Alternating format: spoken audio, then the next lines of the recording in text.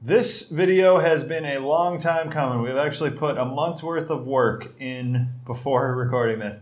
So today we're talking about our experience with Carb Ups. We did a month of it, so that's 4 full days. One every single week. We did a 1 week cycle. A lot of people have opinions on Carb Ups. I figured we should do it for ourselves to actually have a strong one of our own. So we now have one. So some reasons you might want to consider doing Carb Ups.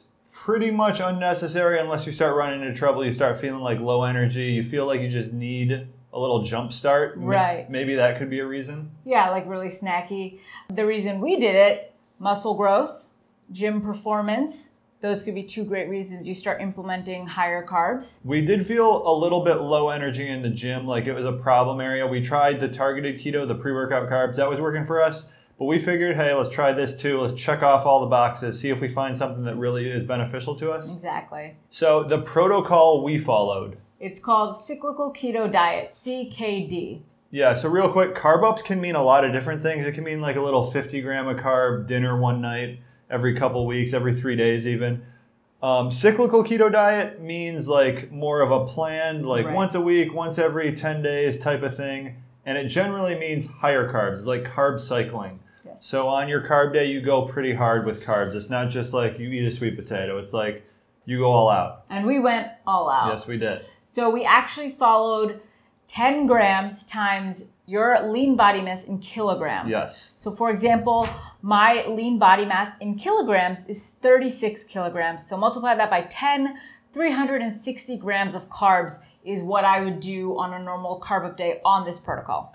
For me, it's 770 grams of carbs. That's nuts. I ended up doing about 600, 650 most of these days, which was still a lot. This is not just like a carb night type of thing. This was an entire day, 1 day, every week. Pre-gym, we would have 2 meals. We went to the gym around 1 p.m. Yes. She would have 25 grams in each meal. I would have 50 grams, just going by body weight. So that would get us, by the time we're getting to the gym, we're like kind of feeling it. Yeah. We're feeling like we're a bit scattered mentally and we're kind of like high energy. Yeah, and we usually got good workouts in. Couple other points. Yes. When you're doing the carb day, low fat, keep protein the same, but you want to do low fat. You can't do like high fat, high carb. That's how... Julius is doing high paper diet. Yeah. So you can't do high fat, high carb. That defeats the purpose. That's a standard American diet, guys. Yeah. That's how you put on body weight or body fat. So don't do that. Drop your fat way low. Yeah. It's not like kind of keto, but throw in some carbs. It's like totally the opposite of keto. Right. And that's just the protocol we were doing. So, I mean, if you're doing a smaller amount of carbs, you could do like keto throughout the day. And then your last meal, swap the fat out and swap in the carbs. Exactly. So you could do it a totally like different way, each carb day, each carb night, whatever. But this is what we did.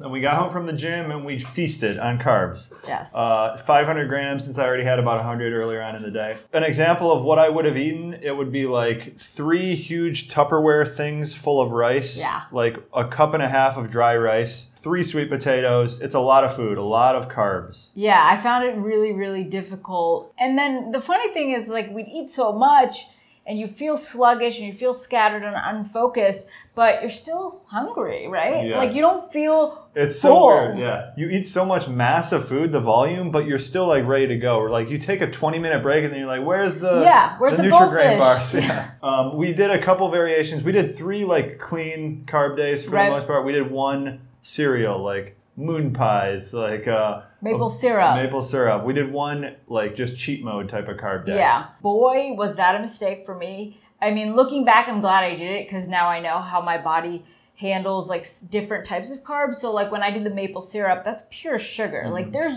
no protein, there's no fat. And the next morning I felt like insanely hungover. Like I just drank an entire bottle of tequila. I had a headache. I had to take a nap. I was like nauseous. I did everything the same way as her. Didn't feel a thing. I felt like no difference. I actually... Rock solid. Yeah. And this is my first time eating carbs in like 2 years, basically. Like no carbs, strict keto, a little bit of pre-workout carbs occasionally. But this is like, I've never had over 55 grams of carbs in a single day for the past 2 years. And then I did 600 And to my surprise, it was not a huge like shock to me at all. Yeah. Did you feel a little bit shaky the next day? Yeah, I felt like a little jittery, and I just couldn't get any work done. Very scattered mentally. I actually tested my blood glucose, and you guys will just have to take my word for it. I didn't record it. And that's another thing, anecdotally. We tried filming a carb day. Filming takes some willpower. Like, you got to just keep on doing it throughout the entire day. Sure. There's definitely like a willpower at play there when you're like, it's 8 p.m. You still got to click record and like talk. Not really. But on carb days, we recorded like the first half of the day, and then we didn't do the second half. We're like, let's just not do it. And I'm attributing some of that to the carbs, some of it to just the lack of willpower. But I tested my blood glucose, and like 400 carbs, an hour later, my blood glucose was like 85.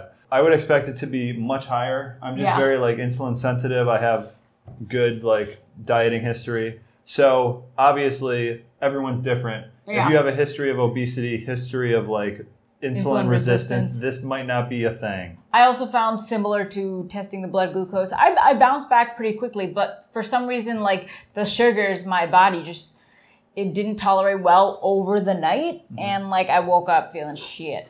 This was all very well measured by us, and like this was an experiment. Yes. If I was just doing this solo and kind of like, you know, I'm having carbs tonight, it might be a totally different story. I can easily see how it's a slippery slope. Proceed with caution. And that's another thing. Like a lot of people say, did you have a carb up, in parentheses, cheat day? It's not really a cheat day. Like this was tactical, but some people will kind of conflate those two terms. And when you start doing that, it might be trouble. Right. Don't just go out with friends and have a carb day. Or do, if that's your thing. Right. Yeah. If you can mentally handle it, if you can get right back on the bandwagon, and if you can understand that there might be some weight gain or like some just like a little lost progress from doing that, and you're fine with it, then like, you know, enjoy. Like, don't stop living your life. We also weighed in before and after every carb up. So we have 8 data points for this. Yes. What happened? So Matt will make a graph for this so you can see exactly. I'll put it on the screen now. And so for me, the beginning, before all the carb days, 120. My end weight after all 4 said and done, 121. And in that month of Carb Ups, I peaked at 123. So a 3 pound, at my peak, 1 pound overall gainage. And that was like post carb up one day. Yes. So you put on a lot of weight after the carb up, obviously. Right. You gain a lot of water weight. We're also eating at a surplus, though, so keep that in mind. If you're eating at a deficit, some people will say by the time you get time for your next carb up, you might even be lighter. There's some people say carb ups help you lose weight. I'm not sure about that. So for me, I started at 191 pounds, and my weight 1 week after the last carb up was up 4.4 pounds. So over the course of a month, I gained 4.4 pounds. I was shooting for like 2. But I'm attributing some of the 4.4 to being like just my body carrying more water overall. Yeah. Not all of it's fat, not all of it's muscle. A little bit of everything. I peaked at 200.2.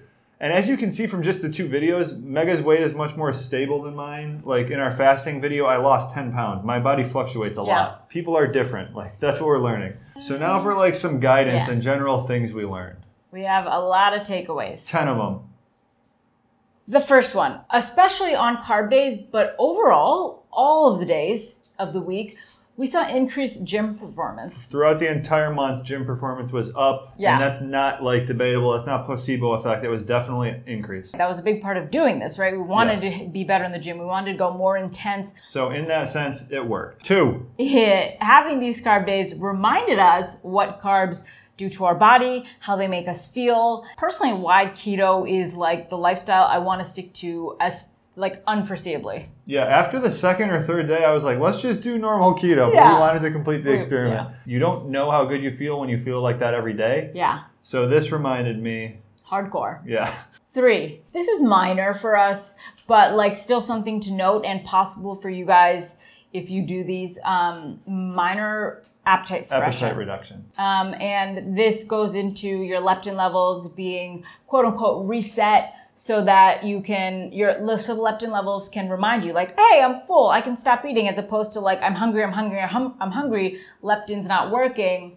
The carb day can help with that. There's some science behind this. I'll link all the studies, but everything on leptin reset, leptin levels is kind of like, no one knows for sure, it seems. There's science on both sides of it. Not a full grasp as of yet. And I would say the appetite reduction maybe was placebo effect. It wasn't like a huge factor. And this was more on like on the carb days I was eating, but maybe like a couple days after on the keto days. And that could have also just been like the shift from carbs to keto. Yeah. You know, like our body just like being thrown into shock. Like, what are you doing? What's going on in here? Magic school bus. Number 4, let me read one. 7 days is far too often, especially if you're going hard with the carbs like we did. Just for us though, it could be good for you depending on your goals. It cuts into ketosis. It cuts into feeling energized, high energy levels. I would maybe start feeling myself again on like Monday. We did it on Wednesday, the Carb Up. Yeah. Every day, Wednesday.